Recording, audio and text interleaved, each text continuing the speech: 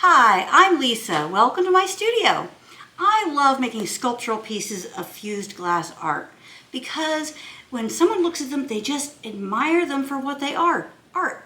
I feel like as the artist, it's my job to make sure it's perfectly clear what this item is used for, what its purpose is when I make a piece of glass. So like if you make a bowl and you just have it on the table and someone's gonna say, ooh, can I use it as an ashtray? Can I serve peanuts in it? And I'm cringing thinking, no, it's a piece of art. You should just enjoy it and love it. So what I do instead is maybe I glue nuggets on the bottom. Maybe I bring it up. Maybe I put it in some sort of presentation or stand that ensures that whoever's looking at that piece knows it's art. It's intended to be admired, intended to be, to look at it when the light goes through and really just enjoy it for what it is. So when I make sculptural pieces, I don't have to worry about that. It's very obvious what the glass is intended for, what the artwork is intended for. It's intended to be something admired and beautiful and just sculptural that adds a nice touch to a room or a space or enhances the environment. So here's one of my sculptures. This is one of my premium video member projects. And this was so fun to make. I just love the colors. And so this is basically, I call this a tower because it's vertical and it stands on its own. And I made this base out of 4 layers of clear glass to create a stand for this or a display for this that ensures, number one, it's safe, it'll display well, travel well. Number 2, that it's really obvious that this is a sculptural piece of work and intended to be admired. And then of course you put it in a place of honor, like, maybe on a windowsill or on a mantle or on a tabletop when you don't have the grandkids over, of course. When the grandkids are over, you move it somewhere much, much higher out of reach because they love it. They just want to handle it and everything. You're like, oh, please don't. But anyway, that's a different story altogether. So anyway, I made this base because it served several purposes.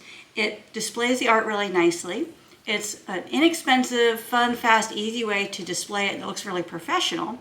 It's very unique. It's personalized. It's strong, very strong. And so for all those reasons, it's a wonderful way to display your art. So I've come up with a method that I use to create this type of base. So what I do is I cut 4 layers of clear glass. These are all 3 mil thickness. And the reason for that is because I want that really nice thick feature. That thickness adds weight to the bottom, visual weight, physical weight, both of which make the piece visually and artistically more valuable. I love that. So what I do is take these 4 pieces of glass. They're cut with a strip cutting system, so they're really accurate and very close. We want them to be really uniform in size. So if you have any bumps on them, grind it off. Or cut another new piece and just take that other one, discard it, use it for something different. I'm going to take these pieces and I'm going to place them on this primed kiln shelf. A lot of peas. A lot of peas, yes. Supplies you want to have on hand to create this base are a primed kiln shelf or shelf paper on a kiln shelf. I like to work on the table because this assembly is a little time consuming. It's easier to work here because I can look down over the art and make sure that it's nice and accurately assembled, and then I can transport it to the kiln. I want to mention that it's important that your glass be very clean. I just got a fingerprint on here, so I'm going to take this towel and wipe that off. Once I clean the glass, I handle it from the edge to try to avoid any contaminants like fingerprints or dust or anything like that. So I place those stacked here on the shelf. So you want to make sure your glass is clean. All 4 layers are clean and dry before you assemble it. Then you'll want to have some thin fiber paper on hand. And we know it's thin fiber because it has this little logo on the back from Bullseye. And you want to cut the thin fire with a metal ruler and a sharp single-edged razor blade. And you want this paper to be just ever so slightly taller than the glass. You can see here, I hold it like this. It's just ever so slightly higher than the glass. You do not benefit from having it taller. Like a piece like this, this does not benefit you because the binders in this material will burn off at 800 degrees. All binders burn off at 800. That's when your organics, if you're in your studio and you smell something, it's probably 800 degrees and those binders and organics are burning off. At that point, this becomes soft. If it becomes soft and rolls in and falls on top of your glass, it could potentially create a haze around the perimeter that's different from everything else. It'll disrupt the shine and it's not really attractive, so we don't want to do that. So you want to make sure you cut this really accurately. So I've cut this so my 4 layers of glass are right at about a 1/2 inch, just below 1/2 inch, and this paper is like 1/16 wider than 1/2 inch. So just a little bit, like a pencil width, taller than my glass.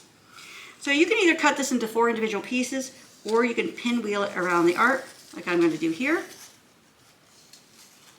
I'm going to wrap that around.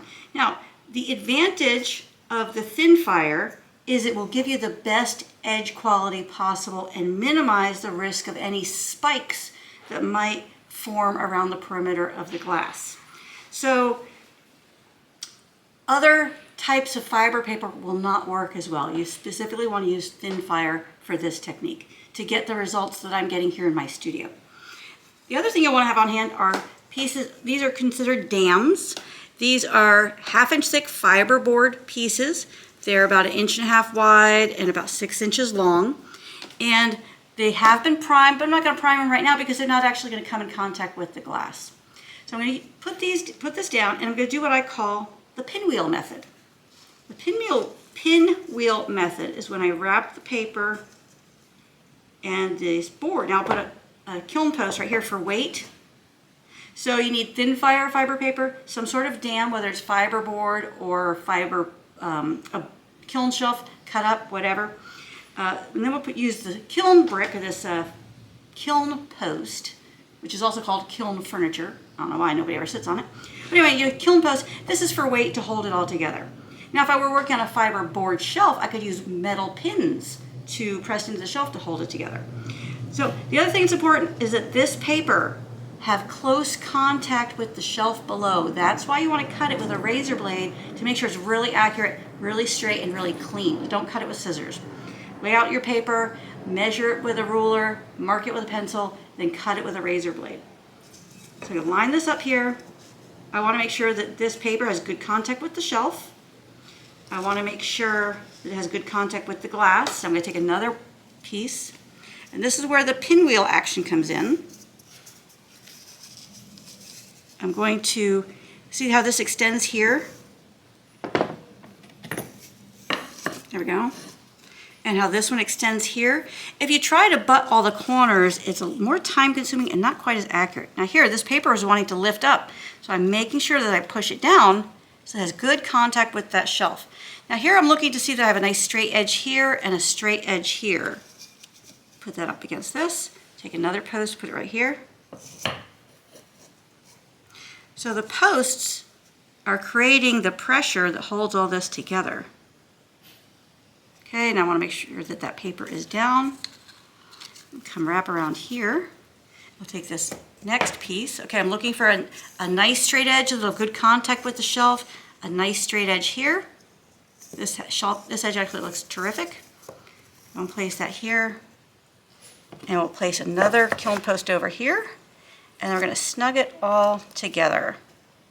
So what I'm looking for when I look in here is that I have good contact in all 4 corners with the board, that the shelf paper doesn't look like it's come up at all anywhere around. I see that I've got a little bit of white dust in there. So what I will do is take a little dry paintbrush and just move that dust, try to pick it up with the brush and get it off the surface. There we go. If you can also kind of just move it into the corner if you can't pick it up, if the brush isn't picking it up. But you want a really nice clean surface here. Good contact in the corners with the board. Nice weight with these. Right here I could move this over to make better contact with that board. So this board is holding up from this direction, this post, and this post is helping to hold it up from the opposite direction. So they're working, everything's working beautifully together. There we go. So good contact in the 4 corners with the board. Good contact with the paper and the shelf. Clean off the glass before you fire it. All right, we're going to fire this to a full fuse temperature. All those layers will melt down together and we'll have an awesome base that we can work with and use that as a pedestal for our sculptural art. The cool thing about this technique and this process is you can do different sizes. You could do a rectangle, you could do an octagon. of course, it'd be a little more effort. You can do even a circle if you wanted to, but that you would want to do, everything within the side of a ring or run the fiber paper around it. You could do it with different materials, whatever you happen to have in your studio. You may not have this exact same results, but if you're not sure what your results will be, maybe start with a little 2" by 2" sample and fire that and see what materials you have in your studio will work well for you to achieve the really nice professional results that I'm getting here in my studio. So this is a very scalable type of project. Like I said, you can do it different sizes, different shapes, different thicknesses. I've done them in 3 layers. 2 layers is just your ordinary firing. You don't need to contain it. The reason we have to contain this is because glass seeks a level of 1/4 inch. If we don't contain this glass, as it melts and heats and fires in the kiln, it's going to sink down, spread. We're going to end up with an ugly square. Not going to be this nice tight 4" by 4" base that we want. So because glass seeks a level of 1/4 inch, we need to contain it if we're going thicker than 2 levels or 2 layers. So I have 4 layers here because I like the look of it. You can see here how beautiful that is, how substantial it is, and how it really elevates the art and accentuates it and enhances it. So you could do 3 layers if you didn't want to do 4. Same technique, but you would cut your thin fire a little shorter, a little narrower to so you have the minimum amount of that reaching up above your glass. And that's pretty too, but the 4 layers just really gives a lot of bang for the buck. I feel like it's worth the extra piece of clear. You're going through the effort anyway, and I really like the way it looks. Now, let's say you're doing something smaller scale sculpture. Maybe 3 layers is more appropriate for that. Maybe just 2 layers is appropriate, for whatever you're making. And that's all fine. I just wanted to share with you how I make these wonderful bases and how I feel like they really take my artwork to the next level. And that's always really very exciting. So I hope you enjoyed learning how to build this piece. We're going to have a follow-up video on how to fire polish this. You're going to enjoy that as well. So thank you. Hey, guess what? We have reached 10,000 YouTube followers. You guys are awesome. Thank you for that. Thank you so much. Nikki and I were so thrilled. We watched that number creeping up. You realize we have gained 6,000 followers? 6,000 in the past 2 years. That's monumental for us. We're a little itty bitty teeny tiny company, a little itty bitty teeny tiny niche industry, and you guys are making us feel like rock stars. So thank you so much for that. You're awesome. We kept watching that number tick up, a little bit. And then finally, just yesterday, I looked, oh my gosh, we're over 10,000 mark. So exciting. Thank you very much. So if you're not already following, what are you waiting for? Get on that, hit that button, follow us. Follow, like, subscribe, comment. Come on, you can see I'm really excited about this. And Nikki is too. She's just thrilled. She's just like, wow. You know how Nikki is. She's mellow on the one side, but then whoa, crazy on the other. That's our Nikki. So. Thanks, Mom. You're welcome. Anyway, also, subscribe to my premium video membership. We have new videos coming out all the time. Excited about sharing those with you. This is one of the projects. I show you how you can create this absolutely phenomenal shape, custom shape in your kiln, and you're gonna love it. You're gonna love all the projects. There's 33 projects, different sizes, different shapes, different patterns, different techniques. Every one of them teaches you something new and exciting. Full-length, step-by-step video instruction, plus printable pattern ebook with full-size patterns, firing guides, tips, color images, material lists, everything you need to complete those projects successfully. You're gonna love it. So become a premium video member. We would love to have you. And until next time, thank you again for being a subscriber. We appreciate you very much. Happy fusing.